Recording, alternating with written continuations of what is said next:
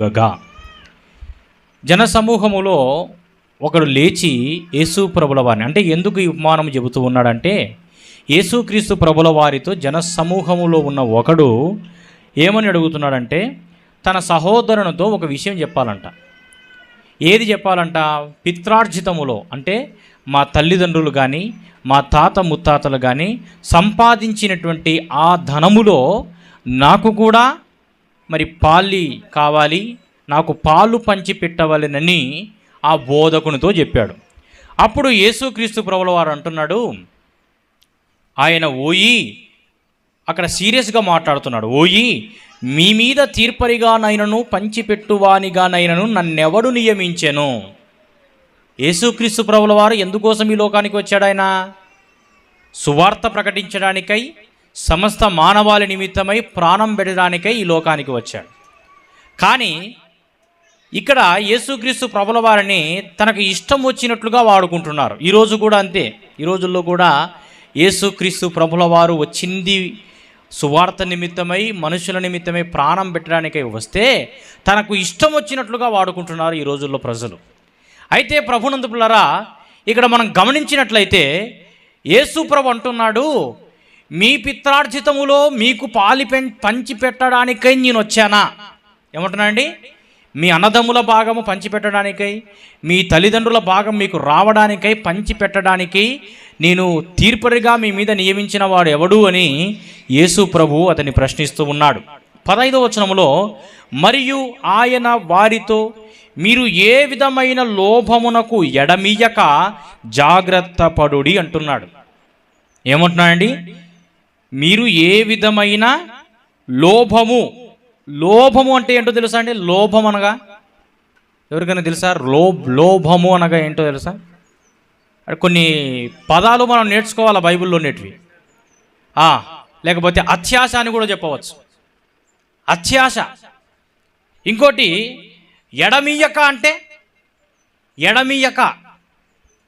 ఎడమియ్యక అంటే చోటు ఇవ్వక. దేనికి చోటు ఇవ్వకూడదంట యేసు ప్రభు చెబుతున్నాడు? అత్యాశకు మనం ఏమాత్రము కూడా చోటు ఇవ్వకూడదు అని అతనితో చెబుతూ ఇంకేమంటున్నాడంటే, ఒకని కలిమి విస్తరించుట వాని జీవముకు మూలము కాదు. కలిమి అంటే ఏంటండి? ఏంటి కలిమి అంటే? చెలిమి అంటే తెలుసు కదా. కలిమి అంటే ఏంటి? ఏదని? సంపద. చూడండి, కొత్త పదాలు మనం 3 నేర్చుకుంటున్నాం. కలిమి అంటే సంపద. దేనికి చోటు ఇవ్వకూడదంట? అత్యాశకు చోటు ఇవ్వకూడదంట.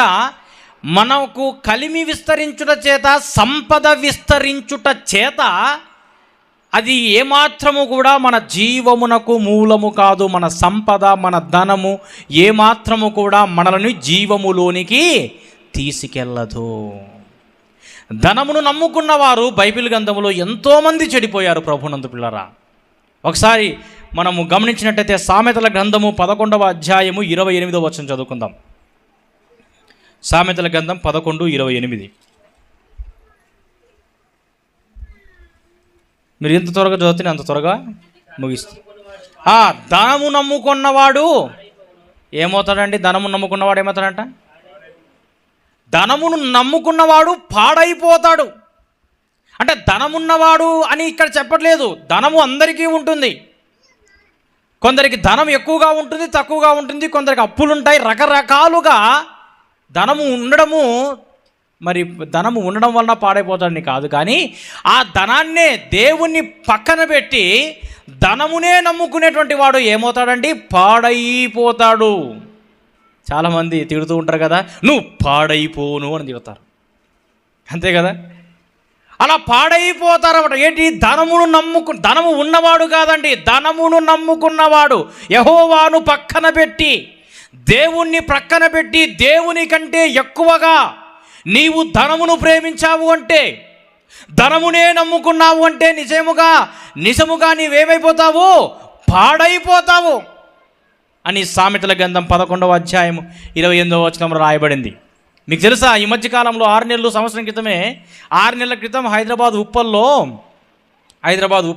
తెలుసు కదా, ఉప్పల్లో మరి ఒక కొడుకు ఏం చేశాడంటే తల్లిని చంపేశాడు. ఎందుకు చంపేశాడు? ఆ తల్లి పేరు మీద ఇల్లుంది, ఆ ఇంటిని ఏం చేయాలంట, కొడుకు పేరు మీద రాయమని చెప్పేసి ఒత్తిడి చేశాడు. రాయలేదు. అది ఏం చేశాడండి? చంపేశాడు. దేని కొరకు? ధనము కొరకు. అలాగనే ప్రభునందు పిల్లారా, సిద్దిపేటలో ఒక కుమార్తె, కుమారులు లేరు, వారికి కొడుకులు లేరు అన్నమాట. భార్య చనిపోయింది, కొడుకులు లేరు, 2 బిడ్డలు ఉన్నారు. ఈ 2 బిడ్డలు, తండ్రి ఆస్తి ఉంది, ఆ ఆస్తి కోసం 2 బిడ్డలకు కొట్లాట. పెద్ద కూతురేమో నాకే రాసి, నువ్వు చిన్న కూతురు కానీ రాసావంటే నిన్ను చంపేస్తా అని చెప్పేసి రకరకాలుగా భయపడించి చివరికి ఏం చేసిందంటే ఆ ఇంటిని భూమిని తన పేరు మీదనే రిజిస్ట్రేషన్ చేయాలని చెప్పేసి కూతురు తండ్రిని చంపింది. తల్లిని చంపిన కొడుకు, తండ్రిని చంపిన కూతురు. అలాగనే శ్రీకాకుళం జిల్లాలో మనం గమనించినట్లయితే ప్రభునందు పిల్లారా, అక్కడైతే భర్తను చంపేసింది భార్య ఆస్తి కోసం. కూతురి సహాయంతో, తమ్ముని సహాయంతో ఏం చేసిందంటే ఆస్తి కోసము భర్తనే చంపేసిందంటే. ఇంకా పాకిస్తాన్లో అయితే ఇంకా ఘోరం. పాకిస్తాన్లో ఏం చేశాడు తెలుసా? 6 పిల్లలు ఉన్నారు, 6 పిల్లల ముందరనే భార్యను భర్త నరికేసి పొయ్యిలో వండి పెట్టాడు, పొయ్యి మీద పెట్టాడు చంపేసి. ఎందుకంటే ఇదంతా భార్యను భర్త ఎందుకు చంపుతున్నాడు, భర్త భార్యని ఎందుకు చంపుతూ ఉంది, తల్లి కొడుకును, కూతురు తండ్రిని ఎందుకు చంపుతూ ఉన్నారు? ఆస్తి కోసం, ధనం కోసం. అందుకే ఇక్కడ సామెతల గ్రంథం 11వ అధ్యాయంలో రాయబడింది, ధనమును ఎవడైతే నమ్ముకుంటాడో వాడు పాడైపోవును. సంబంధాలు కూడా మర్చిపోతున్నారండి. సంబంధాలు కూడా పెద్దలు ఒక మాట అనేవాళ్ళు, రూపాయి నువ్వేం చేస్తావంటే, నేనా బంధువుల మధ్య వైరం పెంచుతాను, స్నేహితుల్ని దూరం చేస్తాను, తల్లి కుమారుని మధ్యలో చిచ్చు పెడతాను, అన్నదమ్ముల మధ్యలో చిచ్చు పెడతానని అన్నట రూపాయి. అంతే కదండి. ఈ ధనము వలన, ఈ డబ్బు వలన సంబంధాలు కూడా తెగిపోతున్నాయి, ఒకరినొకరు చంపుకుంటున్నారు, మృగాల్లాగా మారిపోతూ ఉన్నారు ఈ ధనం వలన. ప్రభునందు పిల్లలు, అందుకే అక్కడ యేసు ప్రభువు ఒక మాట అన్నాడు, కలిమి విస్తరించుట వాని జీవముకు మూలము కాదు. అత్యాశకు మనం ఏమాత్రము కూడా చోటు ఇవ్వకూడదు. ధనమును నమ్ముకున్నవాడు నిజముగా పాడైపోతాడు. ప్రభునందు పిల్లరా, చూడండి, ఒక అడవిలో ఒక సన్యాసి అంటే తెలుసా? ఎవరు సన్యాసి అంటే? ఉంటారు కదా సన్యాసులు అక్కడక్కడ అడవుల్లో ఉంటారు. ఒక సన్యాసి అంట పరిగెత్తుకుంటూ వస్తున్నాడు. ఇద్దరు స్నేహితులు ఇలా నడుచుకుంటూ వస్తున్నారు ఒక అడవిలో. ఒక సన్యాసి పరిగెత్తుకుంటూ వచ్చి ఏమంటున్నాడంటే, అటు వెళ్ళొద్దండి, మనుషులను చంపేది ఉంది, అక్కడ మనుషుల్ని చంపేది ఉంది అని చెప్పేసి కేక వేసుకుంటూ వచ్చాడు. ఏం చేశాడండి? ఏముందట అక్కడ? మనుషుల్ని చంపేది ఉంది, అక్కడ పోవద్దండి అని ఈ ఇద్దరు స్నేహితులకు ఆ సన్యాసి చెబుతూ ఉన్నాడు.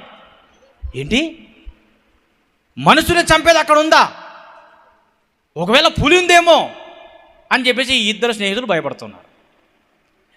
లేదు, పులి కాదు, ఆ పొదల చాటున వెళితే మేము మూలికల కోసము గుంత తవ్వుతూ ఉంటే మాకు బంగారము ధనము కనబడింది, అదే మనుషుల్ని చంపేది అని చెప్పేసి సన్యాసి అంటూ ఉన్నాడు. అదే అంట మనుషులను చంపేస్తుంది కదండి, చంపేస్తుంది. వీడేం పిచ్చోడా ఈ సన్యాసి? మనుషులు చంపేది ఏంది? పులి అనుకున్నాను, పులి కంటే భయంకరమైంది అంటాడు, పిచ్చోడా అని చెప్పేసి మనం వెళ్దాం పదా అని చెప్పేసి వెళ్ళారు. వెళ్ళిన తర్వాత బాగా తీశారు, కనబడింది. ఇంత ధనం పెట్టుకొని, ఇంత బంగారం పెట్టుకొని పిచ్చోడా ఈ సన్యాసి వెళ్ళిపోయాడు అని చెప్పేసి ఇద్దరు స్నేహితులు మాట్లాడుకుంటున్నారు.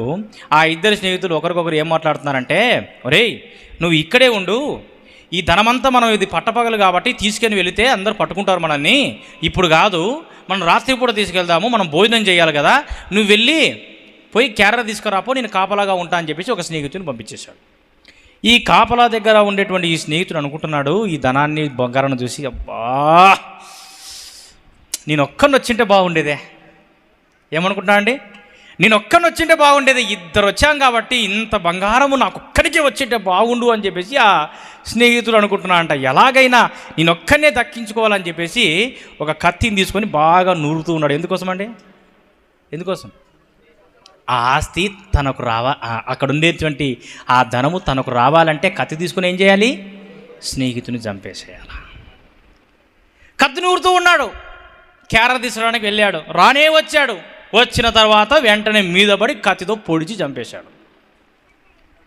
మనుషులను చంపేది ఉంది, మనుషులను చంపేది ఉంది, నిజమే కదా, మనుషులను చంపేది ఉంది వాస్తవమే. పులి కంటే భయంకరమైంది. కత్తితో పొడిచాడు.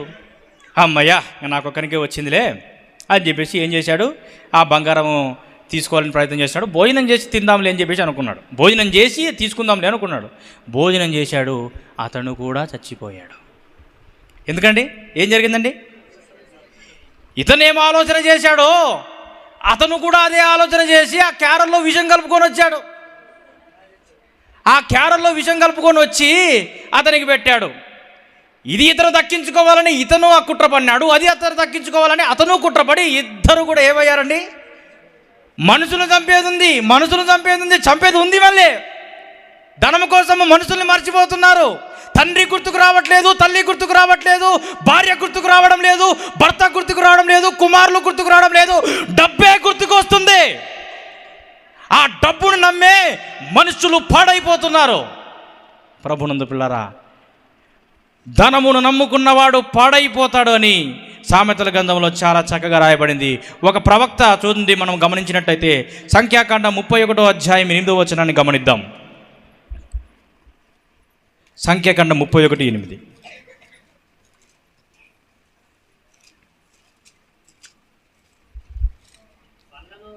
చంపబడిన ఇతరులు కాక మిద్యాను రాజులను, అనగా మిద్యాను 5 రాజులైన ఎవిని, రేకెమును, నూరును, హూరును, రేబను చంపిరి. బెయోరు కుమారుడైన బిలామును ఖడ్గముతో చంపిరి. చూడండి, అలాగనే ఓకే, చూడండి, ఇక్కడ ఒక ప్రవక్త ఉన్నాడు. ఇతని పేరేంటి? బిలాము. దేవుని ప్రవక్త అని ఇతనికి ఒక పేరు ఉందన్నమాట. మరి మోయాబీలకు ఇజ్రాయిలీలకు యుద్ధం జరగాలి. ఎన్నిసార్లు యుద్ధం చేసినా ఎవరు గెలుస్తున్నారు? ఇశ్రాయేలీలే గెలుస్తూ ఉన్నారు. ఎందుకు మనం ఓడిపోతున్నాం? అసలు ఓడిపోవడానికి కారణం ఏంటి? ఎక్కడైనా ఆలోచన చేస్తారు కదండి. ఇప్పుడు మొన్నటిదాకా ఇంతకుముందు 2019 ఎన్నికల్లో అయితే వైఎస్పీపీ ప్రభుత్వం వచ్చింది, చంద్రబాబు నాయుడు ప్రభుత్వం పడిపోయింది. వాళ్ళు ఈ 5 సంవత్సరాలు వాళ్ళు ఆలోచన చేసి ఉంటారు, మనం ఎందుకు ఓడిపోయాం, అసలు ఓడిపోవడానికి కారణం ఏంటి? మన ఎమ్మెల్యేల ప్రాబ్లమా, నేను ఇచ్చిన హామీలు ప్రాబ్లమా, ఏంటి ప్రాబ్లం అని ఆలోచన చేశాడు. ఆలోచన చేసి కొన్ని హామీలు ఎక్కువగా ఇడిచాడు కాబట్టి ఇప్పుడు ఏం చేశాడు? గెలిచాడు. ఇప్పుడు వైసీపీ ప్రభుత్వం పడిపోయింది. ఇప్పుడు వీళ్ళు కూడా ఆలోచన చేస్తారు, 5 సంవత్సరాలు ఎక్కడెక్కడ మన ఓటమికి కారణము ఏమైంది అని చెప్పేసి ఆలోచన చేస్తారు. అలాగునే మోయాబు రాజైన బాలాకు కూడా ఆలోచన చేశాడు, ఎందుకు మనం ఓడిపోతున్నాం ఇశ్రాయేలు ప్రజల చేతిలో అని ఆలోచన చేస్తే అతనికి ఒక వ్యక్తి చెప్పాడంట, ఆ ఇజ్రాయేలీలో ఒక ప్రవక్త ఉన్నాడు, ఆ ప్రవక్త పేరు బిలాము. అతడు ఎవరిని ఆశీర్వదిస్తే వాళ్ళే గెలుస్తారు అని చెప్పేసి అన్నాడట. అన్న తర్వాత, నేను ఇప్పుడు కథ చెప్పట్లేదండి, బైబిల్లో ఉంది. ఇంతకుముందు చెప్పినది అది కథ, ఇప్పుడు చెప్పినది బైబిల్లో. చూడండి ప్రభునందు పిల్లారా, అతని యుద్ధకు వెళితే మనల్ని ఆశీర్వదిస్తే మనమే గెలుస్తామని చెప్పేసి బాలాకు మరికి ఒక వ్యక్తి చెప్తే బాలాకు ఏం చేశాడు? బిలాము దగ్గరకు పంపించాడు మరి మనుషులను. అప్పుడు నేను నా దేవునికి చెప్పి అప్పుడు మీతో మాట్లాడుతా అన్నాడు. వాళ్ళు అన్నారన్నమాట, నీవు మమ్మల్ని ఆశీర్వదించు, వాళ్ళు శపించు అని. మా దేవునికి చెబితే మాట్లాడిన తర్వాత నేను మీతో చెప్తా అన్నాడు. దేవునితో మాట్లాడాడు, వద్దు అన్నాడు. అదే మాట వీళ్ళకి చెప్పాడు. తర్వాత వీళ్ళు ఏం చేశారు? బంగారము, ధనము ఇదంతా కూడా తీసుకొని పోయి ఎవరికి చూపించారండి? బిలాముకు చూపించారు. ఇదిగో నీవు నన్ను మోయాబు మా యొక్క జాతిని నువ్వు ఆశీర్వదించావంటే, మా మోయాబీలను నువ్వు ఆశీర్వదించావంటే మేము జయిస్తాం, వాళ్ళని శపించు అని చెప్పేసి ఇదంతా కూడా ఏం చేశారంటే ఆశ చూపించారు. ఆశ చూపిస్తే ఆ విషయంలో మళ్ళీ దేవుణ్ణి అడిగాడు, వద్దు వెళ్ళు, కానీ ఆశీర్వదించొద్దు, శపించు వారని అని దేవుడు అన్నాడు. ఇశ్రాయేలుని ఆశీర్వదించు అన్నాడు. వెళ్ళాడు. మధ్యలో గాడిద చాలా రకాలుగా అతన్ని పోనీయకుండా ఆపింది, కానీ అయినప్పటికీ ఎటు తిరిగి వెళ్ళాడు. వెళ్ళిన తర్వాత అక్కడ దేవుడు చెప్పిన పని కాకుండా, ఇజ్రాయేలుని ఆశీర్వదించకుండా ఇజ్రాయేలుని శపించడానికి ప్రయత్నం చేశాడు అతను, బిలాము.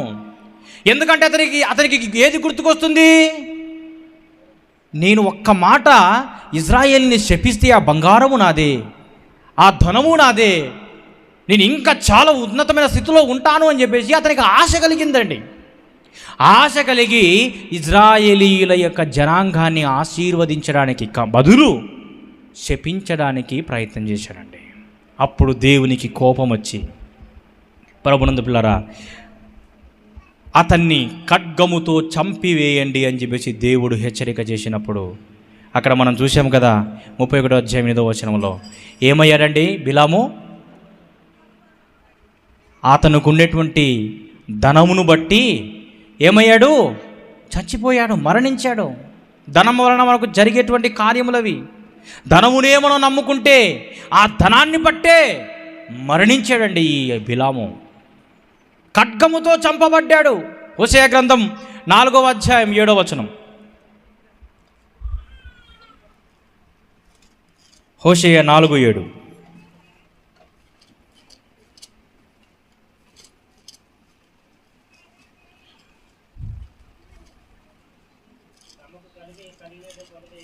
తమకు కలిగిన కొలది వారు నా ఎడల, మళ్ళీ చదవండి అన్నమాట. తమకు చూడండి, తమకు ఏమి కలిగిన కొలదంట? కలిమి కలిగిన కొలది వారు నా ఎడల అధిక పాపము చేసిరి. ఫస్ట్ మనం చెప్పుకున్నాం కదా, కలిమి అంటే ఏంటి? సంపద. ఏమి వారికి కలిగిన కొలదంట? సంపద కలిగిన కొలది, ఎక్కువైన కొలది దేవుణ్ణి మరచిపోయి అధిక పాపము చేసిరి. అధిక పాపం చేసిరండి. ప్రారంభంలో ప్రభునందు పిల్లారా, ఏమి ధనము లేనప్పుడు దేవునికి ఎంతైనా కానుక ఇవ్వడానికి కొంచెం మనం ఎంతైనా ఆశ కలిగి ఉంటాం. ధనము కానీ ఎక్కువ మనకు కనబడింది అనుకో. ఒక వ్యక్తి అలాగే చేశాడు. ఒక కంపెనీ ఓపెన్ చేయడానికి ఆ కంపెనీ ఓపెన్ చేశాడు. ఆ కంపెనీలో చాలా లాస్ వస్తుందన్నమాట, నష్టం వస్తుంది. ప్రార్థించాడు, దైవజనంతో ప్రార్థన చేయించుకున్నాడు. ప్రార్థన చేయించుకున్న తర్వాత, మరి నాకు నా యొక్క కంపెనీ అభివృద్ధి అయితే నేను దశమ భాగం ఇస్తానని చెప్పేసి ఒప్పుకున్నాడంట. 100 రూపాయల్లో దశమ భాగం ఎంత అండి? ఎంత? 10వ వంతు దశమ భాగం అంటే 10 రూపాయలు. ప్రతి 100 రూపాయలకి 10 రూపాయలు తీస్తా అని చెప్పేసి ఒప్పుకున్నాడు. దేవుడు ఏం చేశాడు? అతని యొక్క బిజినెస్ని అభివృద్ధి చేశాడు.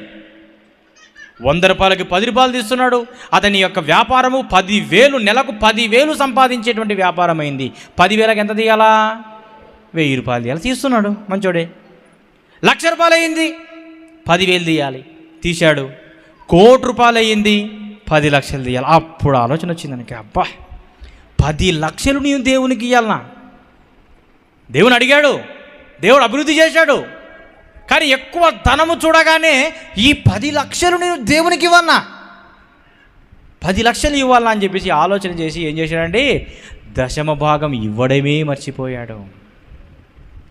అందుకే బైబిల్ గ్రంథంలో తిమోతి పత్రిక అనుకుంటా, ధనాపేక్ష సమస్తమైన కీడులకు మూలము, కొందరు దానిని ఆశించి నానా బాధల చేత తమ్మును తామే పొడుచుకొనిరి అంట. ధనాపేక్ష సమస్తమైనటువంటి కీడులకు మూలము. ప్రభునందు పిల్లారా, చూడండి, కలిమి కలిగిన కొలది, తమకు కలిగిన కొలది వారు విస్తారముగా పాపము చేసినంట. అదే జరుగుతుంది ప్రభునందు పిల్లారా. నీ దగ్గర ధనం ఉంది అని చెప్పేసి నీవు విర్రవీగుతున్నావేమో. ధనం ఉందని చెప్పేసి, డబ్బు ఉందని చెప్పేసి, ఐశ్వర్యం ఉందని చెప్పేసి విర్రవీగి నీవు ఎక్కువగా పాపము చేయడానికి నీవు పూనుకుంటున్నావేమో. ఒకసారి ఆలోచన చేయి. బిలాము ధనము మీద ఆశ కలిగి ఉన్నాడు కాబట్టి బిలాము ఖడ్గముతో చంపబడ్డాడు. మరొక వ్యక్తిని మనం చూద్దాం. మరొక వ్యక్తి 2వ రాజుల గ్రంథం 5వ అధ్యాయం 22వ వచనం.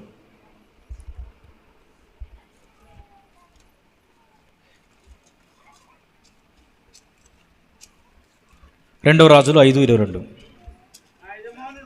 నా యజమానుడు నా చేత వర్తమానం పంపి ప్రవక్తల శిష్యులలో 2 యవనులు ఎఫ్రాయిము మన్యము నుండి నా యొద్దకు ఇప్పుడే వచ్చింది కనుక నీవు వారి కొరకు 2 మణుగుల వెండియు 2 దుస్తుల బట్టలను దయచేయుమని సెలవిచ్చుచున్నాడను. ప్రభునందు పిల్లారా, ఇంతకుముందు ఎలీషా చేసినటువంటి అద్భుతములో నయమాను సిరియా సైన్యాధిపతి అయినటువంటి నయమానికి కుష్ఠరోగం వచ్చిందని విన్నారు. ఆ కుష్ఠరోగం బాగైందని కూడా విన్నారు. కుష్ఠరోగం బాగైన తర్వాత ఈ నయమాన్ ఏం చేశాడు? దేవుడు నాకు మేలు చేశాడు, నాకు ఈ కానుక ఇస్తున్నానని చెప్పేసి ఏం చేశాడండి? కానుక ఇవ్వడానికి ప్రయత్నం చేశాడండి. దైవజనుడండి ఎలీషా, నాకు ఈ కానుక వద్దు, ఏమి వద్దు, నువ్వు తిరిగి తీసుకెళ్ళిపో అని చెప్పేసి అన్నాడు. తిరిగి తీసుకెళ్తూ ఉన్న సమయంలో అతని దగ్గర అసిస్టెంట్ సేవకుడు ఉన్నాడు. అతను అనుకునేవాడు, ఈయనేంటి సేవకుడు అండి, ఈయనేం సేవకుడు, ధనం ఇస్తా అంటే వద్దంటాడు, తీసుకొనియడు, తీసుకోడు, తీసుకొనివ్వడు. కనీసం తీసుకునే వాళ్ళన్నా తీసుకొనియాలి కదా. అతను తినడు, తినే వాళ్ళని కూడా తినిపించడు అని చెప్పేసి అతను కొంచెం ఆలోచన చేసి ఏం చేశాడు? పరుగున నయమాన్ దగ్గరికి వెళ్ళాడు. 2 యవనులను తీసుకెళ్ళాడు. ఎలీషా యొక్క ఎలీషాకు తెలియకుండా 2 యవనస్తులను తీసుకొని పోయి అతనితో ఉంటున్నాడు, అయ్యా మా దైవజనుడు చెప్పాడు. ఎవరు ఆయన దైవజనుడు? ఎలీషా ఏం చెప్పలే, మా దైవజనుడు చెప్పాడు. మరి అప్పుడైతే వద్దని చెప్పేసి అన్నాడు. కానీ 2 యవనులు ఒక పట్టణం నుంచి వచ్చారు. మరి వారు ఇప్పుడిప్పుడే ఉన్నారు కాబట్టి వాళ్ళకి ధనము కావాలి, బట్టలు కూడా కావాలి. వారి విషయంలో మరి దైవజనుడు అడిగాడు అని చెప్పేసి అన్నప్పుడు మరి ఏమేమి కావాలి అని చెప్పేసి అతను అడిగినప్పుడు అతను అంటున్నాడు, చూడండి, 2 మణుగుల వెండి అంట. ఎంత మణుగు అంటే ఎంత అండి తెలుసా? మణుగు 12 25? సర్లే 12 కిలోలు, నాకేమో అంత ఐడియా లేదు. సరే 12 కిలోలు అనుకుందామండి. 12 కిలోల ఏంటంట? 2 మణుగులు అంటే 24 కిలోల వెండి. 24 కిలోల వెండి అడుగుతున్నాడు. తర్వాత 2 జతల బట్టలు అడుగుతున్నాడు. 2 జతల బట్టలు 24, తలాకు 12 కిలోలు ఇస్తాను, లేకపోతే తలాకు ఒక 5 కిలోలు ఇచ్చి నేను మిగతాది పెట్టుకుంటాను అని చెప్పేసి ఆలోచన చేసి ఉండొచ్చు గెహాజీ. ఎందుకంటే అక్కడ అబద్ధం అన్నట్లు మనకు కనబడుతుంది కదా. అయితే 24 కిలోల వెండి 2 దుస్తుల బట్టలు కావాలి, 2 జతల బట్టలు కావాలని చెప్పేసి అడిగాడు. అయ్యా దైవజనుడు అడిగితే 2 మణుగులు ఏంటండి, ఈ రెట్టింపిస్తానని చెప్పేసి 4 మణుగుల వెండినిచ్చాడు, 2 జతల బట్టలు ఇచ్చాడు. ఇచ్చి తీసుకొని వెళ్ళాడు. అప్పుడు ఆ విషయం ఎవరికి తెలిసిందంటే ఎలీషాకు తెలిసింది. ఎలీషాకు తెలిసినప్పుడు ఎంతో బాధపడ్డాడు, కోపపడ్డాడు. నువ్వు చేసిన పని ఏంటి? నీవు అతని దగ్గరికి వెళ్ళినప్పుడు నా మనసు కూడా నీతో రాలేదా, నా ఆత్మ నీ యొద్దకు రాలేదా, నువ్వు గుర్తుపట్టలేదా అని చెప్పేసి అతను అన్నాడు. నువ్వు చేసిన ఈ పనికి నయమానుకు వచ్చిన కుష్ఠరోగమే నీకు కలుగునుగాక అన్నాడు. మొదటిగా బిలాముకు మరణం వచ్చింది. రెండవది, బిలాము ఇహలోక ధనము కోసం ప్రయత్నం చేశాడు. ఏమి సంపాదించాడండి? ఏం సంపాదించుకున్నాడు? ఇహలోక ధనము కొరకు ప్రయాసపడి మరణాన్ని సంపాదించుకున్నాడు. గెహాజీ ఇహలోక ధనమును నిమిత్తమై ప్రయాసపడ్డాడు. ఏమి సంపాదించుకున్నాడు? రోగమును సంపాదించుకున్నాడు. నమ్మి మనుషులను నీవు నమ్మి పలుమార్లు మోసపోయావు.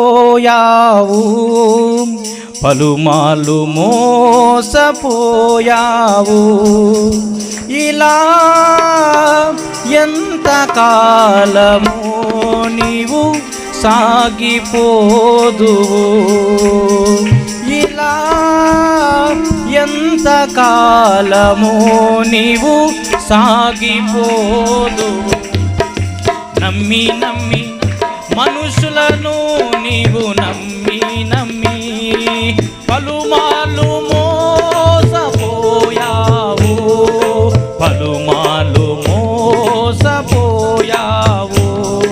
ఇలా ఎంత కాలము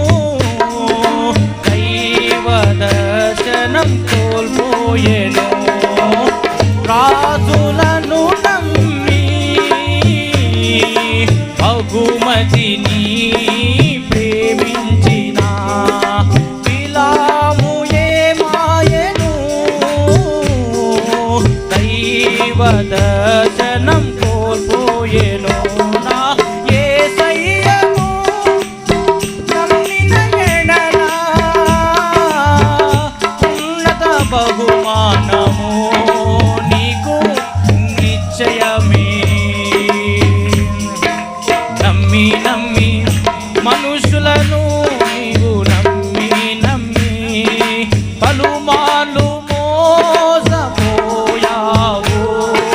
పలుమార్లు మోసపోయావు.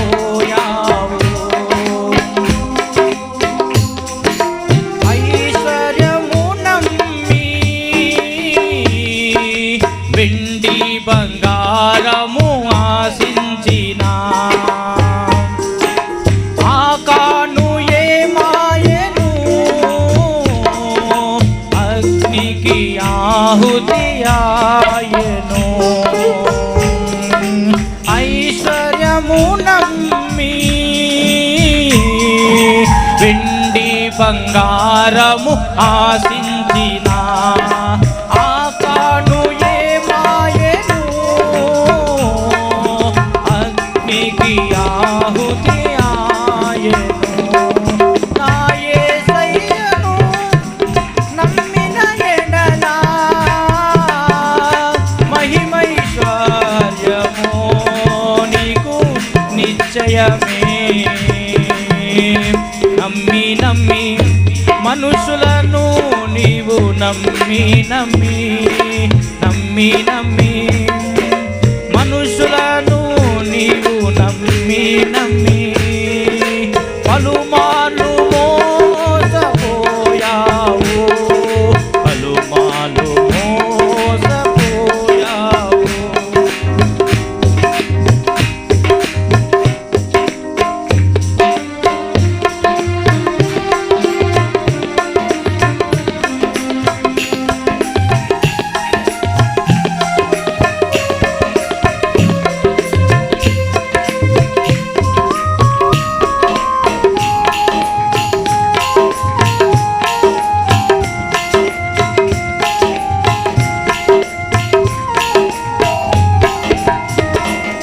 సుఖభోగము నమ్మి ధనాపేక్షతో పరుగెత్తిన గెహజీ ఏమాయెను, రోగమును సంపాదించెను. సుఖభోగము నమ్మి ధనాపేక్షతో పరుగెత్తిన గెహజీ ఏమాయెను, రోగమును సంపాదించెను. నా యేసయ్యను నమ్మిన ఎడల శాశ్వతమైన ఘనత నీకు నిశ్చయమే. నమ్మి నమ్మి మనుషులను నీవు నమ్మి నమ్మి నమ్మి నమ్మి మనుషులను నీవు నమ్మి నమ్మి పలుమార్లు మోసపోయావు, పలుమార్లు మోసపోయావు, పలుమార్లు మోసపోయావు, పలుమార్లు మోసపోయావు. ప్రభునందు పిల్లరా, రాజులను నమ్మి మరి బహుమతిని ప్రేమించినటువంటి బిలాము ఏమయ్యాడో మనం చదివాం. మరణాన్ని సంపాదించుకున్నాడు, బహుమతిని ప్రేమించాడు, దైవ దర్శనాన్ని కోల్పోయి చివరికి మరణించాడు ఆయన. అలాగనే మరి గెహాజీ ఏమయ్యాడండి? ఐశ్వర్యాన్ని నమ్మి వెండి బంగారమును ఆశించాడు. మరి ఏమయ్యాడండి గెహాజీ? రోగమును సంపాదించుకున్నాడు. మొదటి వ్యక్తి మరణాన్ని సంపాదించుకున్నాడు ధనాన్ని నమ్ముకున్నందుకు. రెండవ వ్యక్తి మరి వెండి బంగారంను ఆశించాడు కాబట్టి రోగమును సంపాదించుకున్నాడు. ప్రభునందు పిల్లారా, మనందరికీ తెలుసు, ఇస్కరియోతు యూదా కూడా యేసుక్రీస్తు ప్రభుల వారిని 30 వెండి నాణ్యాలకు అమ్మాడు. అమ్మి ఏమయ్యాడండి? చివరికి 30 వెండి నాణ్యాలకు అమ్మినందుకు మరి యేసు ప్రభుని హింసిస్తుంటే, చంపుతూ ఉంటే ఆ బాధని తట్టుకోలేక చివరికి ఉరి వేసుకుని చచ్చిపోయాడు. అననీయ సప్పిరాల గురించి మనందరికీ తెలుసు. అననీయ సప్పిరాలు తాము సంపాదించినటువంటి ఆ ధనములో కొంత దాచుకొని మేము ఇంతే సంపాదించామని చెప్పేసి అపోస్తలకు చెప్పినప్పుడు అననీయ సప్పిరాలు ఇద్దరు కూడా ఏమయ్యారండి? మరణించినట్లుగా మనం కాబట్టి ప్రభునందు పిల్లరా, ధనమును ఏమాత్రము కూడా మనము నమ్ముకొనకూడదు. ప్రభునందు పిల్లరా, మరొక విషయము మనం చివరిగా మరొక వ్యక్తిని గురించి మనం తెలుసుకొని మనం ముగించుకుందాం. యెహోషువ గ్రంథం 7వ అధ్యాయము 10. యెహోషువ గ్రంథం 7వ అధ్యాయం 10వ వచనం.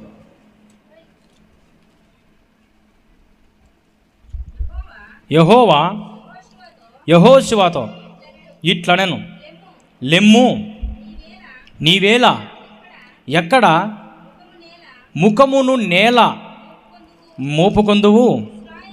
ఇశ్రాయేలీలు పాపము చేసి ఉన్నారు. నేను వారితో చేసిన నిబంధనను వారు మీరియున్నారు. శపితమైన దాన్ని కొంత తీసుకొని దొంగిలించి. చాలు చూడండి ప్రభునందు పిల్లరా, మరి ఇక్కడ మనం గమనించినట్లయితే యెహోషువ కాలములో ఇజ్రాయేలీల ప్రజలకు యుద్ధము జరుగుతూ ఉన్నది. అయితే ఆ జరుగుతున్న ఆ కాలములో మనం అక్కడే పై వచనాలు, మొదటి వచనం ఒకసారి చదవండి. శపితమైన దానిలో ఆ విషయములో 7వ అధ్యాయం మొదటి వచనం. 7వ అధ్యాయం మొదటి వచనం. శపితమైన దానిలో విషయములో ఇశ్రాయేలీలు తిరుగుబాటు చేసిరి. ఎట్లనగా యూదా గోత్రములో జెరహు మన్మడును జబ్ది మన్మడును కుమారుడైన ఆకాను. అక్కడే 4వ వచనం చదవండి. 4వ వచనం. కాబట్టి జనులలో ఇంచుమించు 3,000 మంది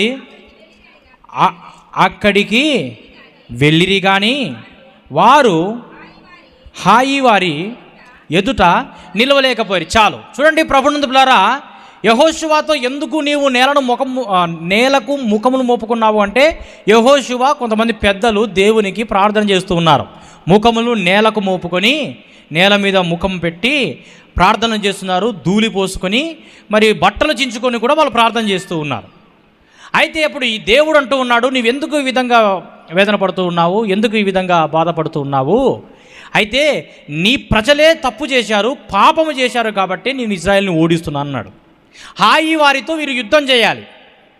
యెరికో పట్టణము ఓడించారు ఇశ్రాయేలు ప్రజలు. ఇప్పుడు ఎవరితో యుద్ధం చేయాలి? హాయి వారితో యుద్ధం చేయాలి. హాయి వారితో యుద్ధము చేయడానికి అక్కడ ఎవరెవరు ఉన్నారు, ఎంతమంది బలమైన వాళ్ళు ఉన్నారు, ఎంతమంది బలహీనులు ఉన్నారు, ఎంతమంది స్త్రీలు ఉన్నారు, ఎంతమంది పురుషులు ఉన్నారు అని చెప్పేసి కనుక్కోవడానికై దాదాపుగా మరి యెహోషువ ఏం చేశాడంటే 3,000 మందిని పంపించాడు. ఎంతమందిని పంపించాడండి అంటే, అంతకుముందు ఏం చేశాడు? వేగుల వారిని పంపించాడు కనుక్కోవడానికి, ఎంతమంది ఉన్నారు, ఎంతమంది బలహీనులు బలవంతున్నారని కనుక్కోవడానికి వెళ్ళారు. వెళ్ళి వచ్చి చెప్పారు, అయ్యా హాయి పట్టణము యెరికో పట్టణం అంతా చిన్నది, యెరికో పట్టణం అంతా పెద్దది కాదు, అందులో అంతమంది ప్రజలు లేరు, మనం ఇంతమంది వెళ్ళి వాళ్ళతో యుద్ధం చేయాల్సిన అవసరం లేదు, కొంతమంది వెళితే కూడా సరిపోతుంది, వాళ్ళని మనం జయించగలము అని చెప్పేసి వేగుల వారు చెబితే సరే అని చెప్పేసి 3,000 మందిని పంపించారు. 3,000 మందిని హాయి వాళ్ళు ఏం చేశారండి? చంపేశారు. ఎంతమంది చంపారండి? 3,000 మంది చంపేశారు. అప్పుడు యెహోషువ బట్టలు చించుకొని వేదన పడుతున్నాడు, అయ్యో ఇంతమందిని మేము జయించామే, హాయి వారిని మేము జయించలేకపోతున్నాము, చిన్న పట్టణము కదా జయించలేకపోతున్నాము అని చెప్పేసి బట్టలు చించుకొని ధూళి పోసుకొని ప్రార్థన చేస్తూ ఉంటే దేవుడు అంటున్నాడు, నీవెందుకు ఇంత బాధపడుతున్నావు? నీ ప్రజలు చేసినటువంటి పాపమును బట్టే వాళ్ళు ఓడిపోయారు అని చెప్పేసి అన్నాడు. ఏంటి ఆ పాపము అంటే, యెహోషువ గ్రంథం 6వ అధ్యాయములో మనము అక్కడ గమనించినట్లయితే మనకు కొన్ని విషయాలు మనకు కనబడతాయి. యెహోషువ గ్రంథం 6వ అధ్యాయం 18వ వచనం. ఏంటి వాళ్ళు చేసిన పాపం? 6వ అధ్యాయం 18వ వచనం త్వరగా. శపించబడిన దానిలో కొంచెమైనను మీరు తీసుకున్న ఎడల మీరు శాపగ్రస్తులంటారు. దేవుడు ఏం చెప్పాడండి? యెరికో పట్టణంతో మీరు యుద్ధం చేయండి, కానీ అక్కడ బంగారం కనబడుతుంది, వెండి కనబడుతుంది, ధనము కనబడుతుంది, వజ్రాలు కనబడతాయి, ఇంకా ఏంటో కనబడతాయి, వాటన్నిటిని మీరు తీసుకొని పోకూడదు. ఎందుకంటే యెరికో పట్టణము శాపగ్రస్తమైన పట్టణము, ఆ శపితమైన దానిలో ఏది కూడా మీరు తీసుకొని రాకూడదు, తీసుకొని పోకూడదు, మీరు దాచుకోకూడదు అని చెప్పేసి వారికి చెప్పడం జరిగింది. అప్పుడు కొంతమంది వ్యక్తులు ఏం చేశారంటే పోయి యుద్ధం చేసి అక్కడ ఉండేటువంటి కొన్ని వస్తువులు దాచుకున్నారు. అప్పుడు అందుకే ఆ శాపముతో 3,000 మంది ఏమయ్యారండి? చచ్చిపోయారు. ఎందుకు ఇలా జరిగిందంటే వీళ్ళు చేసిన పాపం. ఎవరు వాళ్ళు అంటే అందులో అప్పుడు మనం ఫస్ట్ చదివాం కదా, ఎవరెవరంట 10వ అధ్యాయములో కనబడుతుంది కాదు, 18వ వచనం. 18వ వచనంలో 7వ అధ్యాయం 18వ వచనంలో చివరి లైను, జబ్ది పట్టబడెను, కర్మీ కుమారుడైన ఆకాను పట్టబడెను. ఎంతమంది పట్టబడ్డారండి? 2 పట్టబడ్డారు. శపితమైన దానిలో కొంత తీసుకున్నారు, తీసుకొని ఏం చేశారు? దాచుకున్నారు. వాళ్ళని పట్టుకున్నారు. పట్టుకున్న తర్వాత ఇక్కడ మనం గమనించినట్లయితే 7వ అధ్యాయంలోనే ఎందుకు ఇంత పని చేశావు నీవు, శపితమైన దానిలో తీసుకోకూడదని చెప్పేసి దేవుడు చెప్పినా కూడా నువ్వు ఎందుకు ఇంత పని చేశావు అని చెప్పేసి వాళ్ళని అడిగినప్పుడు 21వ వచనంలో చదవండి. 20వ వచనం, ఆకాను యెహోషువతో ఇశ్రాయేలీయుల దేవుడైన యెహోవాకు విరోధముగా ఏం చేశాడంటే, ఆకాను ఇశ్రాయేలీయుల దేవుడైన యెహోవాకు విరోధముగా పాపం చేశాడు. దేన్ని ఆశించి? ధనమును ఆశించి, ఐశ్వర్యాన్ని ఆశించి దేవుణ్ణి మర్చిపోయాడు. యెహోవాకు విరోధముగా పాపము చేశాను అంటున్నాడు. మనం హోషేయ గ్రంథంలో చదివాం కదా, కలిమి విస్తరించిన చేత పాపము అధికమైందంట. అలాగున వీరు తమ కలిమిని విస్తరించుకోవడం కోసం ఏం చేశారండి? విరోధముగా నేను పాపము చేసినది నిజము, దోపుడు సొమ్ములో ఒక మంచి సీనారుపై వస్త్రమును, 200 తులముల వెండిని, 50 తులముల ఎత్తుగల ఒక బంగారు కమ్మిని. ఏమి దొంగతనం చేశారండి వీళ్ళు? ఏమి దొంగతనం చేశారంట? ఒక సీనారు మంచి వస్త్రాన్ని దొంగతనం చేశారు. ఆ వస్త్రానికి వజ్రాలు బంగారం ఇదంతా కలిపి ఉంటుందన్నమాట. ఇంకేం చేశారు? ఎన్ని తులాల వెండి ఎత్తుకొచ్చారండి? 200 తులముల వెండి. ఎవరైనా పెట్టుకున్నారండి? 200 తులముల వెండి అంట. ఎవరైనా పెట్టుకొచ్చారా? చాలామందికి ఉండకపోవచ్చు. 200 తులముల వెండి ఎత్తుకొని వచ్చారు. ఎక్కడి నుంచి? ఎరికో పట్టణం నుంచి. ఒక సీనారు పై వస్త్రమును, తర్వాత ఇంకేంటి? 50 తులముల ఎత్తుగల ఒక బంగారు కమ్మి. ఎన్ని తులాలంట? 50 తులాలు. 50 తులాలు అంటే అందరికీ ఆశ కలుగుతుంది. 50 తులాలా?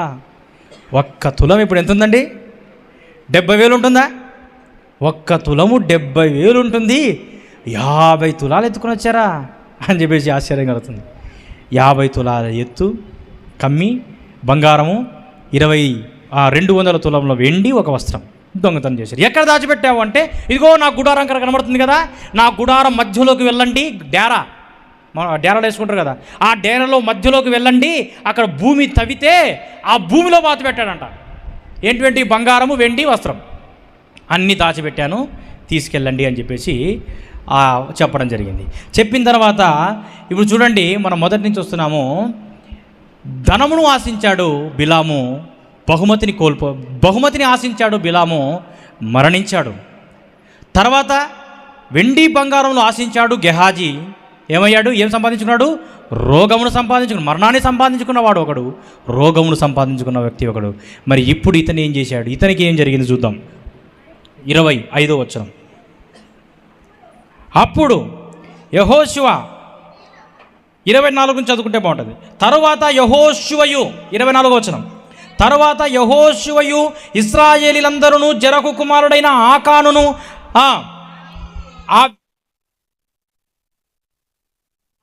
కుమారులను, కుమార్తెలను, ఎద్దులను, గాడిదలను, మందను, డేరాను, వానికి కలిగిన సమస్తమును పట్టుకొని ఆకోరు లోయలోనికి తీసుకుని వచ్చిరి. వీళ్ళు చేసినటువంటి ఈ తప్పుడు పనికి 3,000 మంది చచ్చిపోయారు. కాబట్టి యెహోషువకు దేవుడు చెప్పిన విధముగా దొంగిలించిన సొమ్ము, డేరా ఏమాత్రం కూడా మిగలకుండా, కుమారులు, కుమార్తెలు, ఇంకా ఎద్దులంట, గాడిదలంట అంతా కూడా తీసుకొని పోయి ఒక లోయ దగ్గరికి తీసుకెళ్ళారు. ఒక లోయ దగ్గరికి తీసుకెళ్ళి ఏం చేశారండి? తీసుకొని వచ్చి, అప్పుడు యెహోషువ, నీవేళ మమ్మను బాధపరిచితివి, నేడు యెహోవా నిన్ను బాధపరచుననగా ఇశ్రాయేలీయులందరూ కూడా వాళ్ళను ఏం చేశారండి? రాళ్లతో కొట్టారు. ఏం చేశారండి? రాళ్లతో చావగొట్టిరి. దేవుడు చెప్పిన మాట వినకపోతే ప్రభునందు పిల్లరా, రాళ్లతో చంపబడతారు. రాళ్లతో చంపబడ్డారు ఆ సమయంలో. ఇప్పుడైతే ఒక దేవుడు శిక్ష అనేది వేస్తాడు, కానీ ఆ కాలంలో ప్రభునందు పిల్లరా రాళ్లతో చావగొట్టారు. మీకు తెలుసా ఒక విషయం చెప్పాలి. చూడండి ప్రభునందులారా, ఇక్కడ వీళ్ళు ఏం చేశారంటే దేవుడు చేయవద్దన్న పనిని చేయకూడదు అంతే. దొంగతనం చేశారు వీళ్ళు. 50 తులాల బంగారము, 200 తులాల వెండి వస్త్రాన్ని దొంగతనం చేసినటువంటి వీళ్ళను అకోరు లోయలోనికి తీసుకొని వెళ్ళి అక్కడ ప్రజలందరూ చూస్తుండగా వాళ్ళని ఏం చేశారండి, రాళ్లతో కొట్టారు. రాళ్లతో కొట్టడమే కాకుండా ఇంకేం చేశారో చూడండి 26వ వచనం. వారిని రాళ్లతో కొట్టిన తర్వాత అగ్ని చేత కాల్చి వాళ్ళ మీద రాళ్లను పెద్ద కుప్పగా వేసిరి. వారందరినీ ఏం చేశారండి, అగ్నితో కాల్చేశారు. అగ్నికి మనం పాట పాడాం కదా, వాయిద్యాలు అవసరం లేదులే. ఏమని పాట పాడాము? ఆకాను గురించి. ఐశ్వర్యమును నమ్మి ఏం చేశాడండి, దొంగతనం చేశాడు. ఆకాను ఏమాయెను, అగ్నికి ఆహుతి ఆయెను. బిలాము ఏమాయెను, దైవ దర్శనం కోల్పోనేను. గెహాజీ ఏమాయెను, ఏమయ్యండి, రోగమును సంపాదించుకున్నాడు. వీళ్ళందరూ కూడా ఏమయ్యారంటే అగ్నికి ఆహుతైపోయారండి. ప్రభునందులారా, ధనము సంపాదించుకోవడం కోసం ఎన్ని ప్రయత్నాలు చూడండి. ఈ రోజుల్లో అనేక చోట్ల అనేకమైనటువంటి అన్యాయాలు, అక్రమాలు ఎందుకు జరుగుతున్నాయంటే ఈ ధనము కోసమే, ఈ డబ్బు కోసమే జరుగుతూ ఉన్నాయి. ప్రభునందులారా, ఈ ముగ్గురు ఎంతగా నాశనం, అగ్నితో వాళ్ళు ఏమయ్యారండి, అగ్నితో కాల్చబడ్డారు వాళ్ళందరూ కూడా. కాబట్టి ప్రభునందులారా, ధనమును నమ్ముకున్నవాడు బిలాము వలె పాడైపోతాడు. ధనమును నమ్ముకున్నవాడు గెహాజీ వలె పాడైపోతాడు. ధనము నమ్ముకున్నవాడు ఆకాను వలె పాడైపోతాడు. ధనమును నమ్ముకున్నవాడు ఇస్కరియోతు యూదా వలె పాడైపోతాడు. ధనమును నమ్ముకున్నవాడు అననీయ సప్పీరాల వలె పాడైపోతాడు. ఒక వ్యక్తి అంటున్నా అంట, మత్తయి సువార్తలో చదవండి, అక్కడే మనం లూకాసు వార్తలో చదవబడిన భాగం,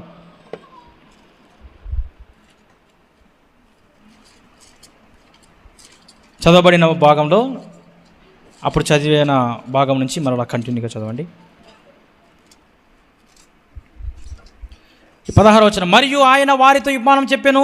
ఒక ధనవంతుని భూమి ఏమైందంట, సమృద్ధిగా పండింది. పండిన తర్వాత అప్పుడు అతడు అంటున్నాడంటే, నా పంట సమకూర్చుకున్నటకు నాకు స్థలము చాలదు. అంటే పంట సమకూర్చుకోవడానికి కూడా స్థలము చాలదు, కాబట్టి ఏమి చేతునని తనలో తాను ఆలోచించుకున్నాడంట ధనవంతుడు. ఎవరు ఆ పంటని ఈ భూమి సమృద్ధిగా పండించారండి? ధనవంతుడు. అంటే ధనం ఆల్రెడీ ఉంది అతనికి, ఉన్నవాడే మళ్ళీ భూమిని మరి సమృద్ధిగా పండించాడు. ఇప్పుడు అది దాచుకోవడానికి ఏమాత్రం కూడా స్థలం లేదు, కాబట్టి ఏం చేశాడు, తన కొట్లు విప్పి వాటికంటే గొప్ప వాటిని కట్టించి అందులో ధాన్యమంతటిని ఆస్తిని సమకూర్చుకున్నాడు. ఇంకా అయిపోయి జీవితాంతం తినవచ్చు. ఇంకా ఏం చేశాడండి, అతని దగ్గర ఉన్నటువంటి ఆ ఆస్తిని, ఆ ధాన్యమును దాచుకోవడానికి, ఈ రోజుల్లో మనం అక్కడక్కడ చూస్తుంటాం కదా స్టోరేజ్లు, అంటే దాచుకోవడానికి ప్లేస్ లేక ఏం చేస్తారంటే స్టోరేజ్లు పెడతారు. అలాగున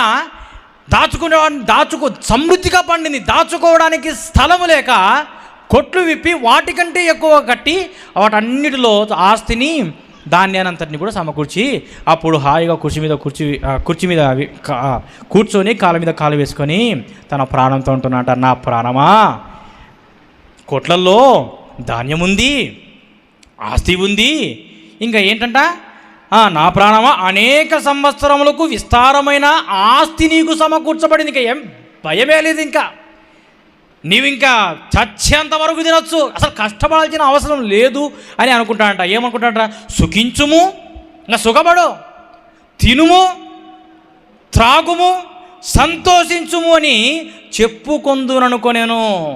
ఏమనుకుంటాడంట, తన ప్రాణముతో అనుకుంటాట, ఇంకా ఎంతో సమృద్ధిగా ఉంది, ఇంకా నేను తినొచ్చు, త్రాగచ్చు, సుఖించవచ్చు, నన్ను అడిగేవాడు లేదని చెప్పేసి తన ప్రాణముతో ఒక వ్యక్తి అనుకుంటున్నాడంట. వెర్రివాడు, ఆ ధనవంతుడు ఆ ధనవంతునితో అంటున్నాడు అలాగని అనుకుంటా, వెర్రివాడా, ఏమంటున్నాడు చదవండి, వెర్రివాడా, ఈ రాత్రే నీ ప్రాణము అడుగుచున్నాడు, నీవి సిద్ధపరచినవి ఎవనివగునని అతనితో చెప్పాను.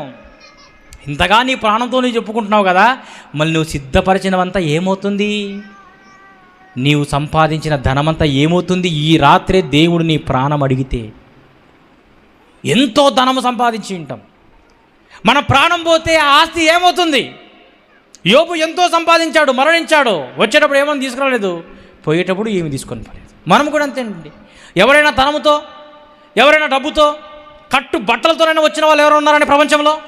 కట్టు బట్టలతో, నేను మా తల్లి గర్భంలో నుంచి మరి బట్టలతో వచ్చానన్న వాళ్ళు ఎవరు ఉన్నారా? ఎవరు లేరు. దిగంబరులుగానే వచ్చాం, దిగంబరులుగానే పోతాం. ఈ ఆస్తి శాశ్వతము కాదు, ఈ ధనము శాశ్వతము కాదు, దేవుడే మనకు శాశ్వతం. అక్కడ రాయబడింది, అక్కడే కింద, దేవుని ఎడల ధనవంతుడు కాక తన కొరకే సమకూర్చు, అంటే దేవుని ఎడల ధనవంతుడు కాకుండా తన కొరకే ధనము సమకూర్చుకున్నవాడు అలాగునే ఉండును. కాబట్టి ప్రభునందులారా, వెర్రి ధనవంతుడు అన్నట్లుగా తన ప్రాణముతో అనేక ఆస్తిని సంపాదించావు, సుఖించు, త్రాగుము అనే మాట నీ నోట రాకుండా, ప్రభునందులారా, ధనమే శాశ్వతం అనుకునకుండా, బిలాము ఏమయ్యాడో విన్నాము, గెహాజీ ఏమయ్యాడో విన్నాము, ఇస్కరియోతు యూదా ఏమయ్యాడో విన్నాము, అన్నయ్య సప్పీరాలు ఏమయ్యాడో విన్నాము, చివరికి ఆకాను ఏమయ్యాడో కూడా విన్నాము. కాబట్టి ప్రభునందులారా, ధనమును నమ్ముకున్నవాడు ఆకాను వలె అగ్నికి ఆహుతైపోతారు. ఆ అగ్నికి ఆహుతైపోవడం అంటే ప్రభునందులారా, ధనమునే నమ్ముకుంటే దేవుని నమ్మకుండా మన కొరకు నరకము సిద్ధముగా ఉన్నది. ఆ నరకమును తప్పించడానికి యేసుక్రీస్తు ప్రభుల వారు ఈ లోకానికి వచ్చి మనందరి కొరకు తన ప్రాణాన్నే త్యాగం చేశాడు. కాబట్టి ప్రభునందులారా, ఎవరు కూడా ధనం మీద వ్యామోహం, ధనం మీద ఆశ కలిగి ఉండకుండా జీవించాలని మనవి చేస్తూ దేవుడు తన వాక్యమును